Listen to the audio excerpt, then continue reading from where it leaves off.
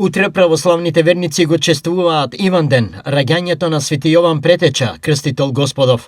Ова е еден од големите христијански празници од летниот циклус. Во македонската народна традиција, овој празник е поврзан со летниот сонцестој, односно со периодот на долгодневницата. Свети Јован е токму претходникот кој ги крштеваше луѓето со вода и им велеше исправете го патот Господов.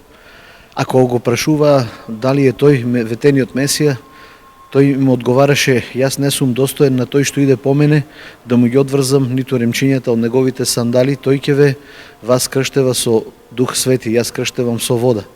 И мнозина луѓе се крштеваа при Јована покајнички и очекувајќи го Месијата, кој ете и тој дојде и се крсти при Јована за да го исполни ветеното од пророците па наваму, дека токму тој е спасителот на светот.